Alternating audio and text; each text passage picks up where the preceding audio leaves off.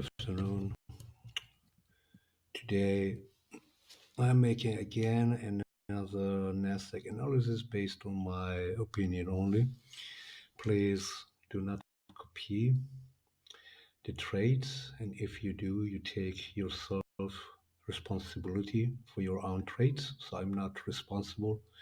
We just share our trading ideas and how we see the market from our point of view, and there is no wrong or no right trading analysis because there are millions of traders outside there and everyone has his single point of view of the markets. So, in my opinion, we are still in an extended long or bullish trend as I use this as marker. We see during longer period of time we have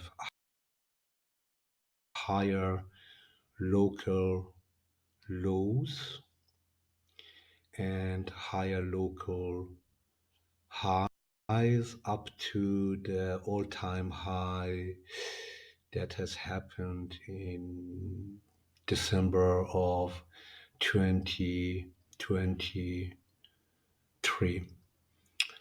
Well, back to the analysis and situation of yesterday and today, the 9th of January. We can use, or I can use, a very old school method to time the markets, and that is happening with one of my favorite indicators, with RSI, to cover and discover the convergences and divergences of the market. As I am trend follower, so there are different categories of trend followers. Some are just based on simple trading signals, let the market go or enter and exit. And some take profits or close the positions in the meantime. Then there are another category of traders who are gaining of potential short-term trends. For instance, at around 16,800 to 17,000, maybe a trend follower had taken profits out of his bullish trends, and he participated in the possibility that the market will come down to take advantage of that, and now he is long, whatever. So I belong to a mix of them, but I use to hedge the positions as well as I can to protect the longs that I have for a longer time. Um, Sometimes this happens. Sometimes I have to take also losses, as there is no trading system for sure. There is no trading system that is guaranteeing you 100% profit, and I don't believe it. If you know some, you can call me. That would be funny. So, and well, okay, we have reached now 16,504, and that was exactly the direction I wanted the market to see. Let's begin now for the rest of the day after the rally that was. I have been projecting that on Sunday, and I tell you why and how I could see that. The market is currently at this level at around 16,504, and I'm expecting that the market now shows a sign of rejection, meaning that the market or the bulls will react here and push up the market to this side. And if it does not happen, and this is my point of view, then we will have the possibility to come down to the beginning of the gap area at around 16,397. If the market is going really to fill that, then we are going to the next potential area, and this is, so I will time it. In my opinion, it might be at around 16,335. Latestly here, I am expecting a big rejection of the bulls, and I hope they don't miss that. And if I say by the bulls, I don't mean myself or you, I am meaning that by the smart money. There are two types of smart money traders, even if they are trading the very big accounts. There are some who are trading with big capital of the money, so they are waiting, for example, for such dips, and there are such long-term traders who are exactly buying the highest high or lowest low of the market. And so because their capitalization is very big, they are waiting, and they know they can even wait 1, 2, or maybe 3 years for the market to come back, and then they will increase their capital. So we are not going with them. We are trying to see what the other category is doing. This will be, in my opinion, the next possible potential at around 16,237 that the bulls will take latestly here reaction. And if they could not defend this level, then the market can potentially go to 16,096. Potentially, I said potentially because there is nothing for sure. So don't take it for granted, tick by tick. These are just local zones, and everyone is looking at a different time frame.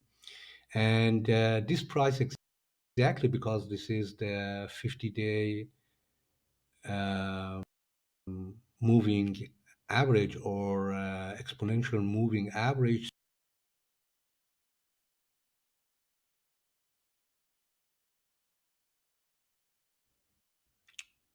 If we look at this level, exactly at this price, 16,520, and we see then we had before that reached the zone of 17,000, near 17,000, a new all-time high, and then the market started to get down. If we see it here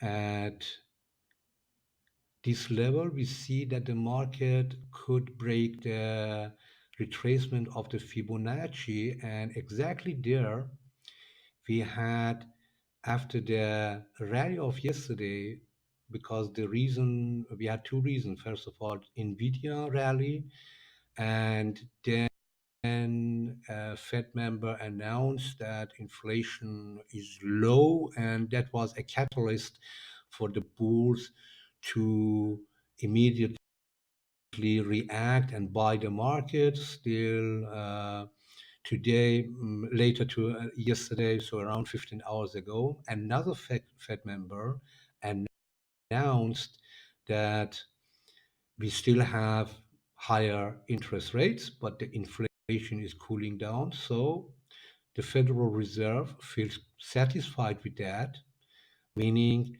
that the market or the Federal Reserve sees not necessarily a reason to cut the interest rates, and therefore the Federal Reserve is at a strong position now, on one side, to continue with his interest rates policy or money policy. On the other side, they said that the non-farm payrolls or the job data are giving signs that the economy is not heating up, that the inflation is going down. So why should we now cut rates.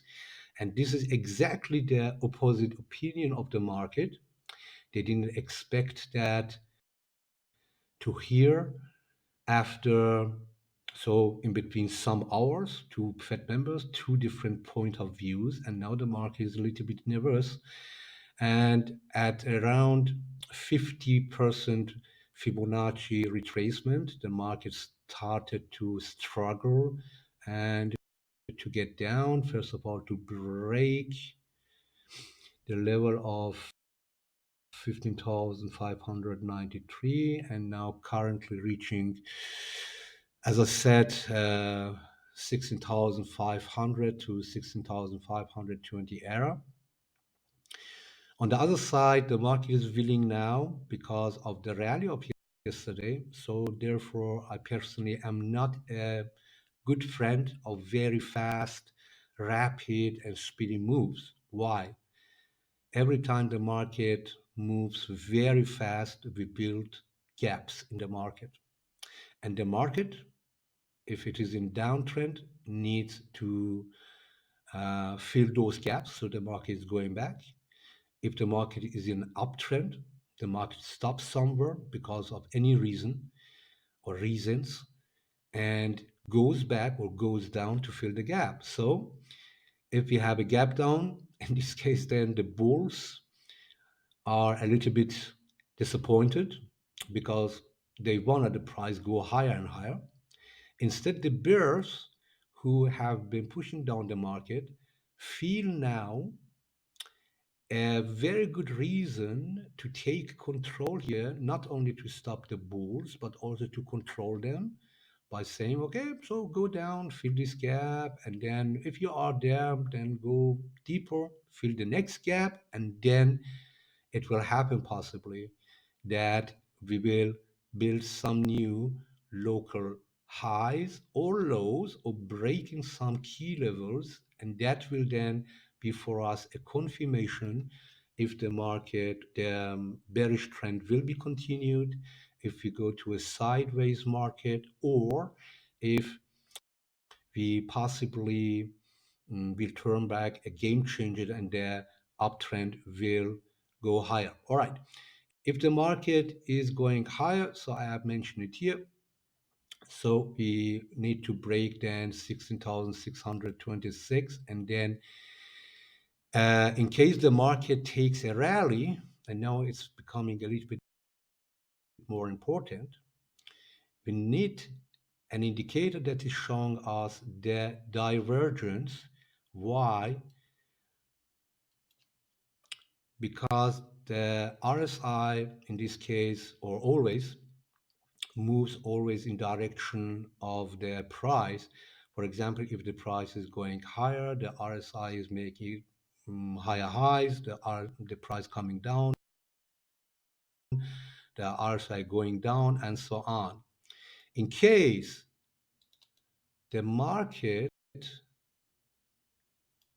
will continue its pattern, so we put it here.